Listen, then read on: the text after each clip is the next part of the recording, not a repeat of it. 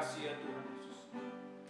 Pagi hari ini Tuhan, kami bisa beribadah, memuji dan memuliakan nama-Mu Tuhan, menyembah Engkau, mengagungkan dan memuliakan nama-Mu Tuhan. Ada satu kebanggaan dalam kehidupan kami ini Tuhan, untuk lebih mengenal Engkau lewat kejadian kehidupan kami ini, lewat peristiwa yang terjadi di dalam setiap kehidupan detail kami ini Tuhan. Dan kami percaya pagi hari ini, bila firman Tuhan itu yang terus membawa kepada kami lebih mengenal akan Engkau ya Tuhan. Bila firman Allah yang berotoritas itu, firman Allah yang berkuasa itu Tuhan, sanggup terus membuat kami lebih mengenal Engkau. Lewat apapun yang terjadi saat ini Tuhan, kami mendengarkan kebenaran firman-Mu. Kau jagai hati-hati kami ya Tuhan, Kau taruhkan di dalam mezbah persembahan-Mu ya Tuhan, sebagai persembahan yang kudus dan berkenan kepada-Mu ya Tuhan. Terima kasih Tuhan, biar kami siap mendengar kebenaran firman Tuhan. Dalam nama Tuhan Yesus Kristus, haleluya, amin. Shalom saudara, pagi hari ini kita telah memuji nama Tuhan, mengagungkan nama Tuhan ya. Saya akan melanjutkan firman Tuhan kemarin di dalam kitab Nehemia. Kemarin Nehemia pasal 1, sekarang kita lanjut ke Nehemia pasal 2. Tentunya kita akan membuka dulu di dalam kitab Nehemia, kita baca dulu firman Tuhan di Nehemia pasal 2 ayat 1 sampai 16 ya. Kita akan konsentrasi membaca bergantian seperti yang biasa kita sudah kerjakan. Nehemia 2 ayat 1 sampai 16. Saya akan mulai bergantian ya.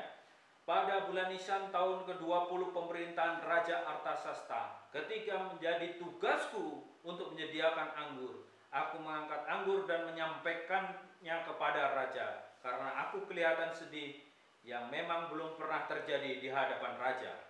Bertanyalah ia kepadaku, mengapa mukamu muram, walaupun engkau tidak sakit, engkau tentu sedih hati, lalu aku menjadi sangat takut. Jawabku kepada raja, hiduplah raja untuk selamanya. Bagaimana mukaku tidak akan muram kalau kota tempat penguburan nenek moyangku telah menjadi reruntuhan dan pintu-pintu gerbangnya habis dimakan api.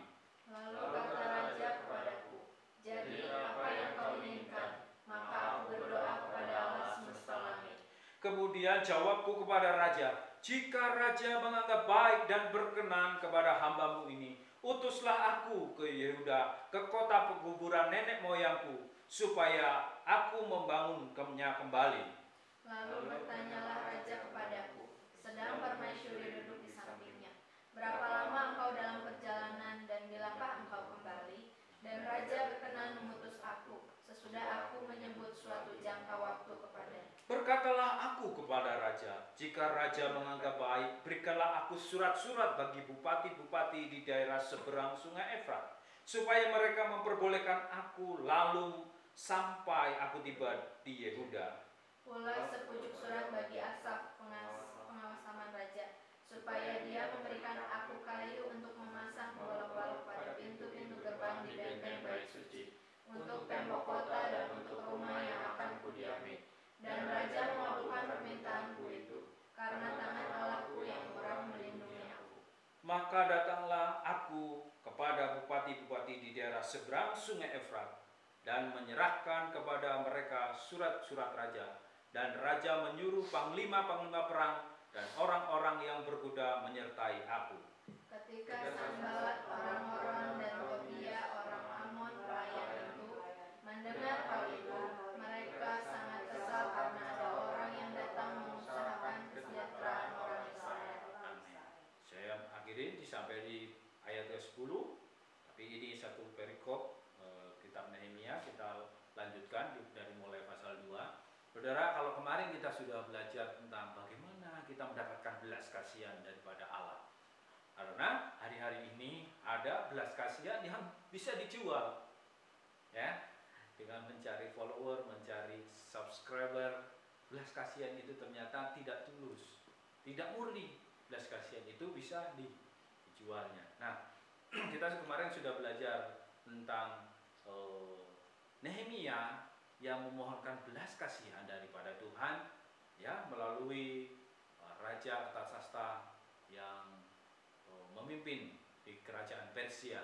Kita sudah tahu bahwa latar belakang dari kitab Nehemia ini sambung dengan kitab Esra, karena mereka Esra dan Nehemia ini pulang dari pembuangan dari Babel. Babel kemudian dikuasai oleh negeri Media Persia. Kerajaan Persia inilah yang memberi kelonggaran kepada Esra untuk membangun Bait Allah. Namun tembok-tembok kota itu, kota Yerusalem sendiri menjadi reruntuhan dikatakan tadi. Nah, Hanani kemudian menyampaikan kepada Nehemia. Kemudian Nehemia berdoa seperti ayat pasal yang pertama kemarin ya. Saudara,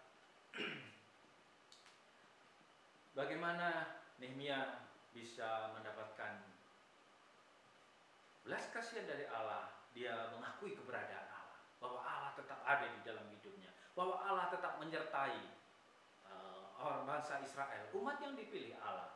Dan dalam doanya dia mengakui dosanya yang diperbuat oleh bangsanya, dia sendiri, kaum keluarganya. Kemudian dia tetap berpegang pada janji Allah. Setelah itu dia memohonkan belas kasihan lewat doanya. Dan hari ini bagaimana si Nehemia yang sudah digerakkan oleh belas kasihan Allah, Nehemia yang sudah mempunyai belas kasihan oleh Allah ini, tentu kita masih tahu ada perjalanan atau usaha atau tindakan yang harus dikerjakan. Ya, kita akan melihat di perikop ini saya beri judul The Agreeableness of God. Jadi keramahan daripada Allah. Ya, apa yang dimaksudnya? Kita sudah baca teksnya. Saya akan fokus di ayat 8.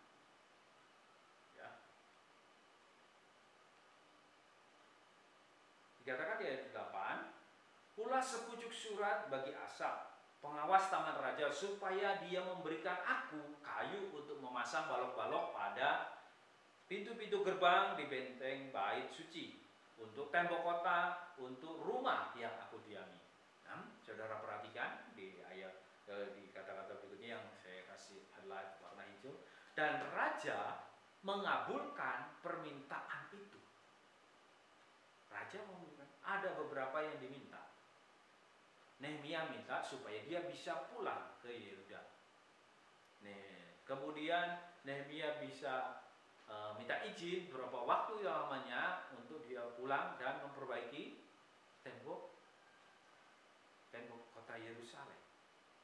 Ya, kemudian dia meminta surat untuk sebagai bekal perjalanan, karena untuk masuk ke Yehuda itu ada penguasa-penguasa di daerah Sungai Efrat itu yang sudah melakukan dekret kepada raja ini untuk mengawasi keadaan kota Yerusalem.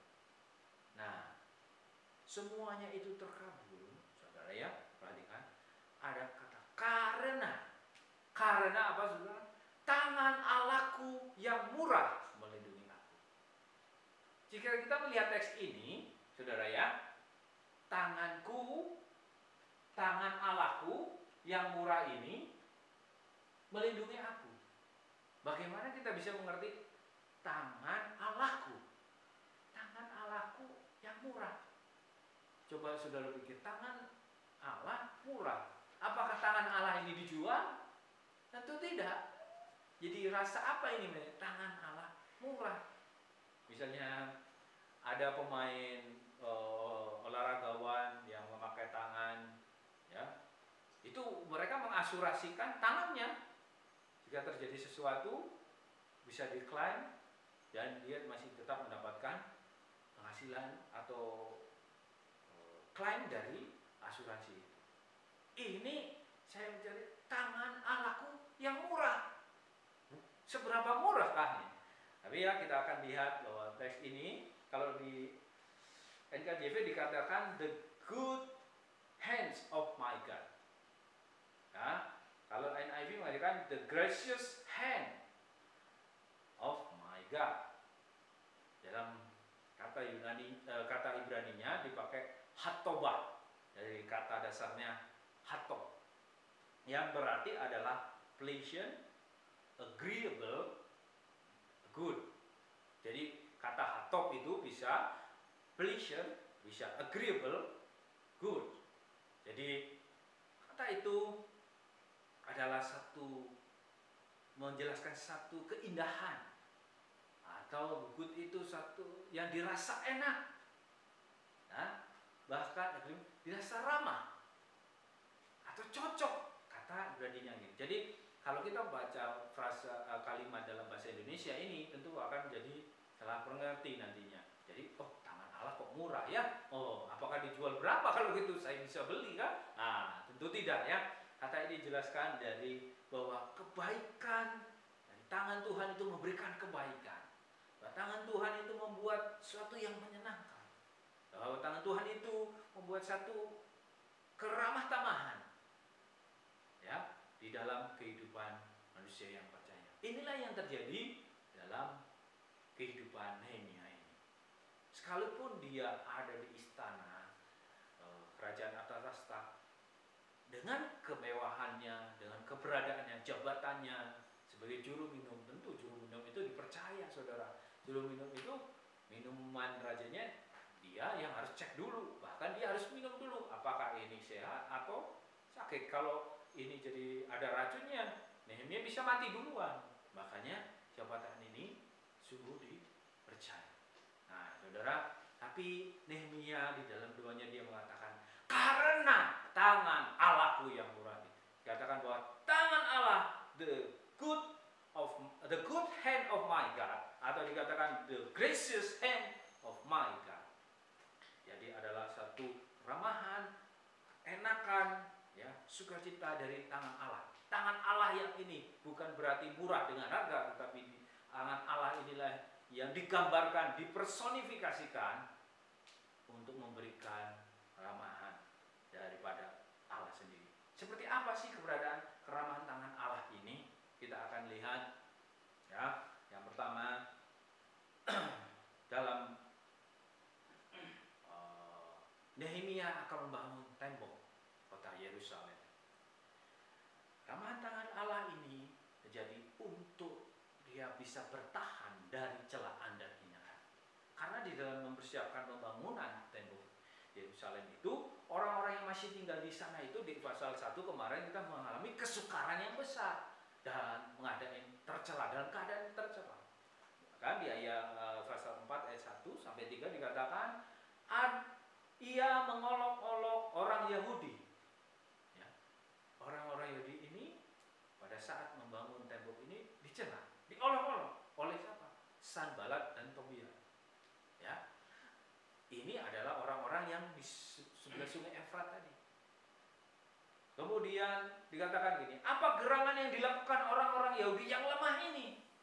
Nah, Yahudi dikatakan lemah. Memang kondisinya lemah, tetapi secara jiwanya dia ditunjuk,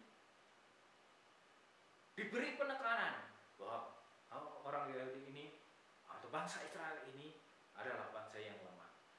Sekalipun mereka akan membangun kembali tembok-tembok ini, seekor anjing hutan loncat dan menyentuhnya, robohlah tembok itu. Jadi dianggap satu yang kecil, cetek. Anjing, ya, kekuatan anjing sebesar apa ya, sedahsyat apa? Tembok yang besar itu cuma diloncatin, sentuh, ambruk. Tentu itu satu narasi yang untuk menyatakan penghinaan. Jadi keramahan tangan Allah yang dinyatakan keenakan atau sukacita tangan Allah yang diberikan kepada Nehemia ini untuk dia bisa bertahan dari celaan atau hinaan. Sekalipun mereka mengalami celaan dan hinaan, tangan Allah yang sungguh enak ini, yang sungguh ramah ini, membuat kita tetap bisa bertahan. Dan dia mengatakan begini, ya Allah kami, dengarlah bagaimana kami dihina. Tentu dia ngomong, ya Allah, berarti dia menyerahkan kembali karena tangan Allahku yang bermurah itu. Karena tangan Allahku yang penuh dengan keramahan itulah yang membuat aku tetap bertahan. Ya Allah, dengarkanlah bagaimana kami dihina, bagaimana kami diolok-olok. Hari ini pun kita menghadapi satu dunia yang mengolok-olok kekristenan. Hari ini pun bahkan sedang viral dikatakan bahwa Yesus yang adalah Tuhan kita itu dinyatakan mereka satu orang yang tidak baik, ya, bahkan disebutlah hanya manusia saja. Hari-hari ini kekristenan terus dicerca dengan hinaan dan olokan ini. Itu di dalam aplikasinya kita pun kita mendapatkan hinaan dan celah. Tetapi kita diingatkan oleh keramah tangan Allah yang dirasakan Nehemia. Hari ini juga Tuhan menyampaikan firman-Nya lewat kebenaran firman Tuhan ini bahwa kita bisa bertahan menghadapi celaan dan hinaan. Kalau secara hinaan dan celaan dari orang lain itu mungkin bisa kita terima, tapi bagi orang-orang dekat, bahkan orang-orang yang menganggap saudara, tentu sakit hati. Tetapi hari ini firman Tuhan mengatakan, sampaikanlah kepada Allah, ya Allah, dengarkanlah celaan mereka, hinaan mereka terhadap kami Tuhan. Pembelaan hanya dari tangan-Mu yang kuat itu, ya saudara. Yang kedua, yang katakan keramah tangan Allah ini bisa membuat terus kita tetap waspada dari serangan lawan. Mereka semua mengadakan persepakatan bersama untuk memerangi Yerusalem dan mengadakan kekacauan di sana. Jadi Sanballat dan Tobia ini gak cuma ngomong-ngomong doang, tapi dia mengacaukan, membuat kacau. Ya, tapi Nehemia tetapi kami berdoa kepada Allah dan mengadakan penjagaan terhadap mereka siang dan malam karena sikap mereka. Kalau hal itu bukan cuma kata, bukan cuma olokan, bukan cuma sindiran. Kalau kamu bangun tembok cuma ada anjing hutan lewat kesentuh hancur. Tetapi mereka datang, bahkan satu kerusuhan, bahkan kekacauan. Tapi Nehemia ingat bahwa karena tangan Allah yang ramah itu, tangan Allah yang menyenangkan itu, tangan Allah yang membuat dia bersukacita itu, makanya dia tetapi kami berdoa kepada Allah. Kalau tadi katakan ya Allah dengarkan. Hari ini juga Nehemia juga menyatakan bahwa kami berdoa kepada Allah. Ya saudara dan saya hari ini mengalami satu kekerasan, ancaman itu bukan secara verbal, tetapi satu mendapatkan kesusahan. Tentu kita tidak menghendaki itu, tidak mau mendapatkan itu. Tapi jika itu terjadi, firman Allah menguatkan, biarlah tangan Allah yang terus menjaga kehidupan kita, memelihara kita, ya, sehingga kita bisa waspada dari serangan itu. Dengan apa saudara? Si Nehemia menjaga dengan siang dan malam karena sikap mereka. Selain berdoa, Nehemia juga berjaga-jaga. Yang ketiga saudara, tangan Allah yang ramah itu membuat kita terhindar dari tipu muslihat. Nah, ini sesuatu yang tidak kasat mata, bahkan tidak terlihat. Ini hanya terasa. Kita bisa lihat. Mari kita mengadakan pertemuan bersama di Kefirin di lembah Ono. Tetapi mereka berniat mencelakakan aku. Ada niat jahat yang dilakukan oleh Sanballat sama Tobia ini. Ayo kita ngumpul di lembah Ono. Lembah Ono ini artinya adalah sepakatan sukacita. Tetapi Nehemia tahu bahwa mereka akan berniat mencelakakan Nehemia. Bahkan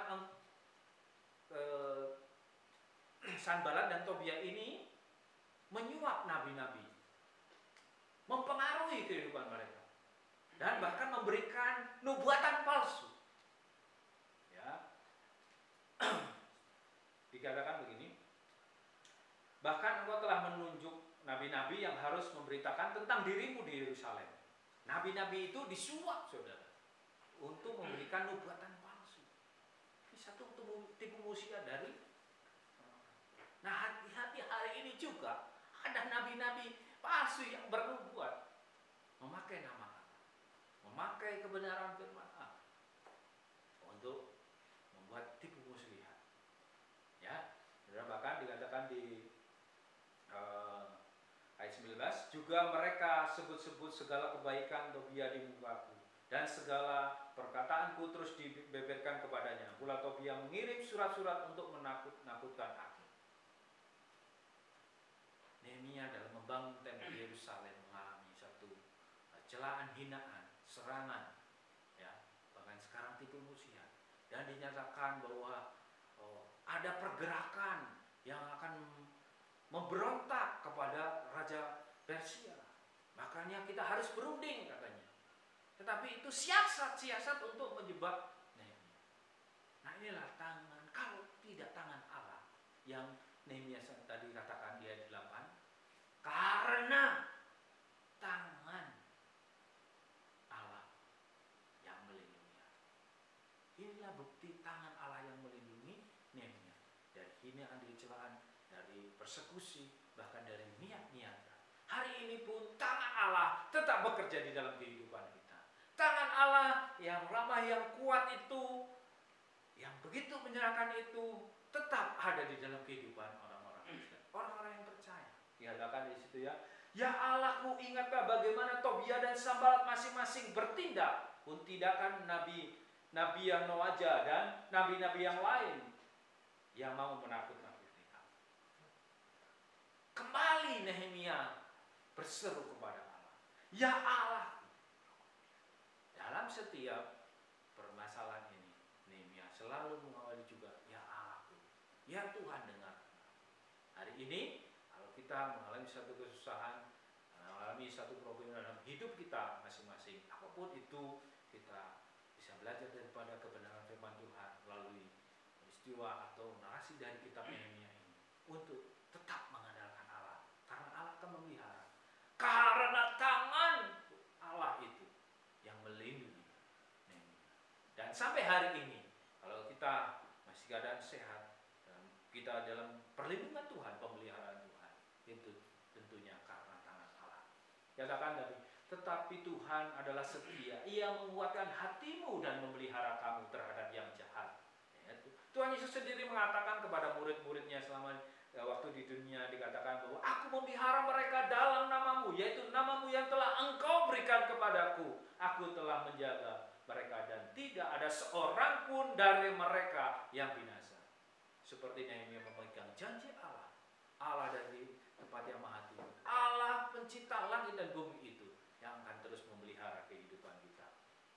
Hari ini saudara-saudara semua, biar kita belajar lewat tangan Allah yang terus melindungi kehidupan kita, seperti tangan Allah yang melindungi dan menyertai, memelihara Nehemia.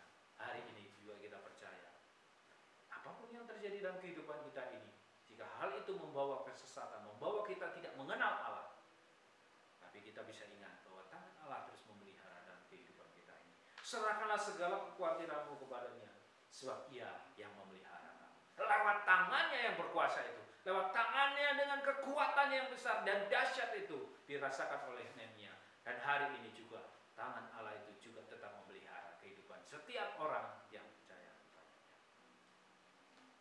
Mari kita naikkan pujian. Sungguh besar kasih setia. Besar setiamu, banyak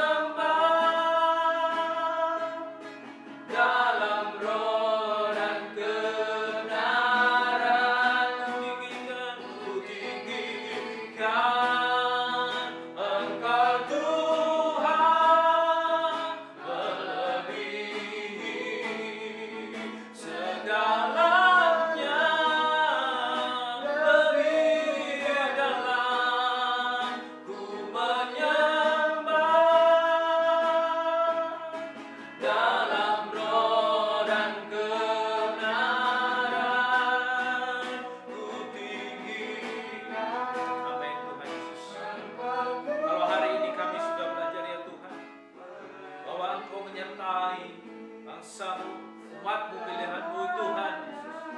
Keluar dari masa pembuangan dari Babel, bangun bait Allah, membangun tembok-tembok kota Yerusalem. Dan Tuhan sebagai memberikan gambaran dalam kehidupan kami hari ini Tuhan, bahwa kalau Nehemia mengakui di dalam kehidupannya bahwa ada tangan Allah ini, tangan Allah yang melindungi. Hari ini Tuhan Yesus, kami percaya juga, kami percaya ada tangan Allah yang terus memelihara kehidupan kami.